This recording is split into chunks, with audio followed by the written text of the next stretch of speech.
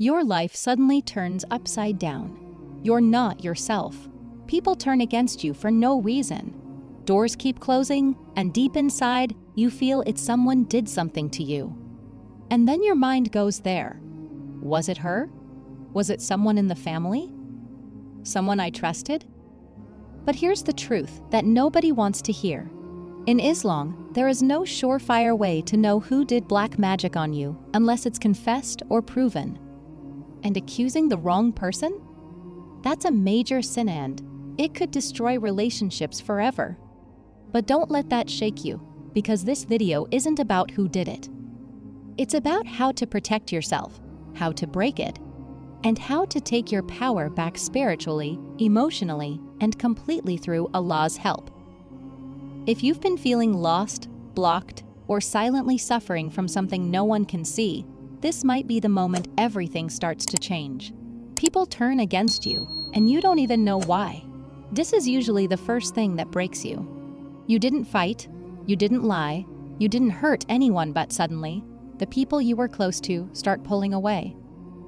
Their tone changes, their warmth disappears, and they begin treating you like the enemy. Sometimes it starts small, short replies, awkward glances, strange coldness. And then it turns into something deeper: accusations, blame, backbiting, even complete silence. And you're left wondering, what did I do wrong? Why do they hate me all of a sudden? Why is everyone acting like I'm the problem? You start replaying every conversation, doubting every move, overthinking everything. And slowly, you begin to lose yourself. Your confidence drops, you withdraw, and you carry this guilt that you don't even understand.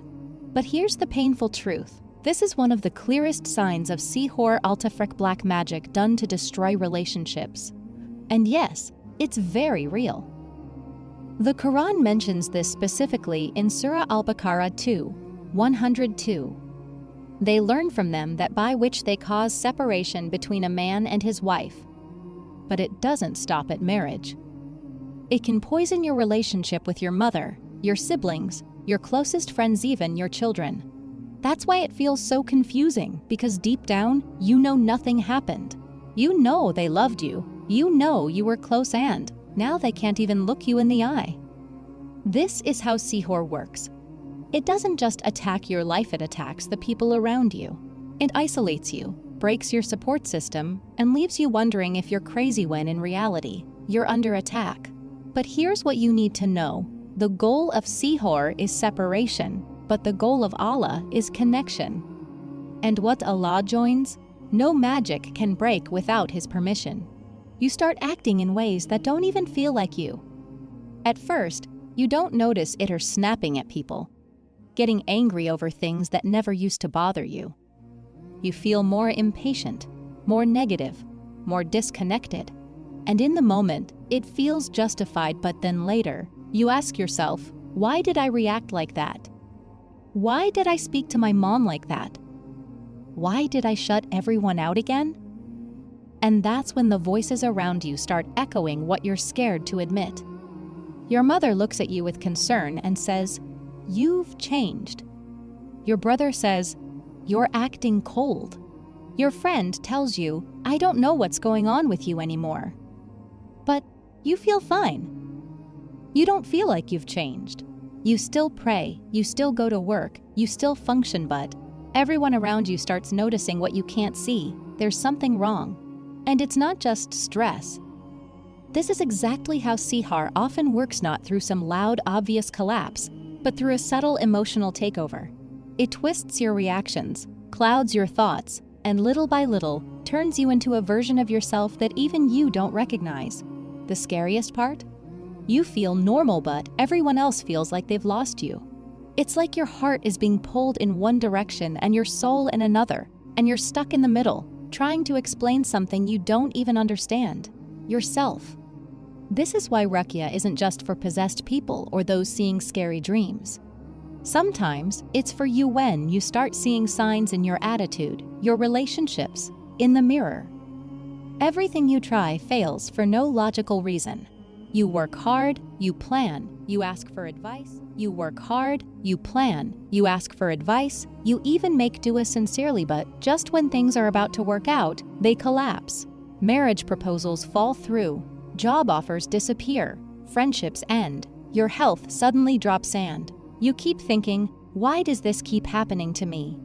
At first, you blame yourself. Then, you wonder if it's just bad luck. But eventually, it starts to feel like something is blocking your path everywhere you turn. This is one of the most painful realities of Sihr. It's not loud, it's not always dramatic sometimes. It quietly sabotages your success again and again and again. And here's where people get confused. Absolutely everything happens only by Allah's will. No one can harm you unless He allows it. But when someone does Sihr, when they take your name to a magician, create a ta'weez, or pour their jealousy into evil, they are held accountable for opening that door. They didn't create the result, but they chose the sin. They intended the harm, and on the Day of Judgment, they'll answer for it.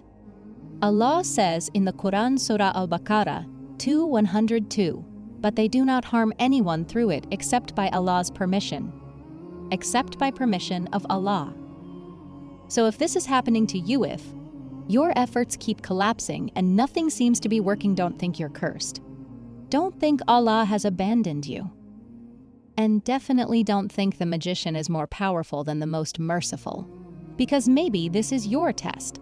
And in Islam, patience doesn't just mean wait it out.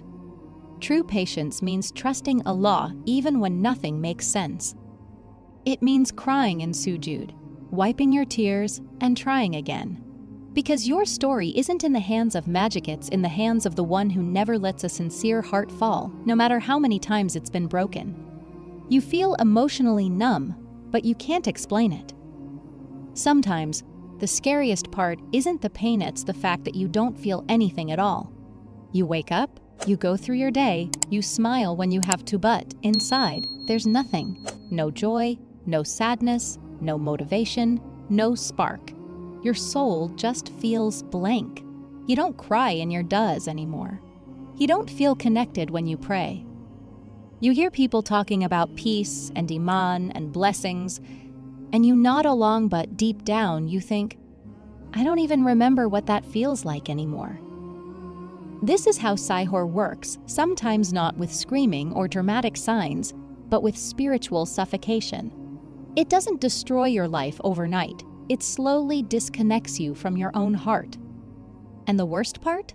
You can't even describe it to others. You tell them, I'm just tired. It's probably stress. But you know something deeper is wrong. You're not lazy. You're not weak. You're under attic, and the weapon is silence. But here's what you need to remember. Allah said in the Quran Surah Al-Araf 7:201. Indeed, when Satan whispers to those mindful of Allah, they remember their Lord, then they start to see things clearly. Sometimes, all it takes is that first moment of awareness to realize, I'm not broken. I'm under pressure, and I need to fight back. Not with force, not with panic, but with Quran, with patience, with quiet, consistent remembrance. Because when Sihr numbs the soul, Diyakar wakes it back up. You start isolating yourself from the people who actually love you. This one creeps in slowly. At first, you just want some space. You stop replying to texts. You avoid phone calls. You stay quiet at home. Then, it turns into something deeper. You start feeling annoyed by the people who care. You avoid eye contact with your parents. You cancel plans with close friends. You distance yourself from the people who want to help you. And when they ask, are you okay? You get irritated. You say, I'm fine. But deep down, you're not. And here's the painful part. You don't even know why you're doing it. It's like a part of you wants to be left alone while the other part is screaming for someone to pull you back. This is exactly how Sihr traps its victim. It makes you detach from your circle of protection, the people who love you, the ones who remind you of Allah, the ones who would notice something is wrong. Because the further you drift away from them, the easier it is for Satan to whisper, to isolate, to plant thoughts, to sink you deeper. And the more time you spend alone with those thoughts, the more lost you begin to feel. But here's the truth. You're not crazy, you're not toxic, you're not broken. You're under attack, and that attack is trying to separate you from everything that keeps you strong. And the first step to healing? Realizing that you can't do this alone. The prophet Leteref Defay said, "Shaitan is a wolf to man, like a wolf to sheep he takes the one who strays away from the flock." You don't need a crowd, but you do need someone. Someone to remind you of picker. Someone to sit with you in silence. Someone to say, "Let's pray together." Because isolation is where Sihr tries to win, but connection is where Allah sends His help. My dear brothers and sisters, if you felt even one of these signs deep in your chest, please know this. You're not weak, and you're not crazy. You're just someone who's been struggling in silence. But maybe today, Allah wanted you to finally understand what's been happening behind the scenes. But don't make the mistake many people make: don't try to find out who did it. Because that's a trap. In Islam, we're not allowed to accuse anyone unless it's clear and proven, and if you guess wrong, you could destroy a relationship and carry a sin on your tongue that you can't take back. Instead of focusing on who, focus on how to protect yourself. Because the power isn't in knowing who the power is, in turning back to the one who already knows. So what can you do? Here are simple, powerful things you can do. What can you do? Here are simple, powerful things you can start right now. 1. Recite Surah Al-Baqarah in your home or play it loudly on your phone or speaker. The Prophet Leteref Defay said, "Satan does not enter a house in which Surah Al-Baqarah is recited." Even if you can't read the whole surah yourself, play it every morning. Let those verses fill your space. Let the words of Allah push the darkness out. 2. Recite the last 3 surahs Al-Ikhlas, Al-Falaq, An-Nas morning, evening, and before sleeping.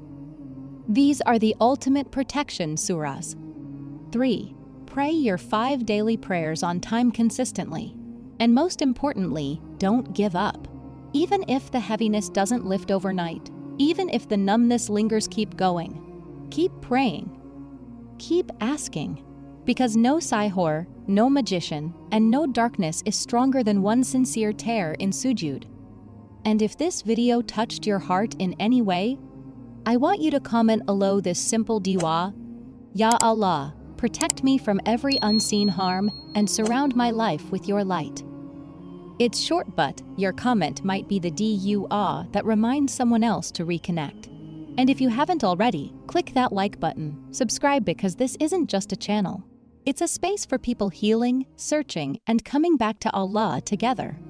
May Allah protect you, purify you, and replace every pain you faced with something better. Ameen.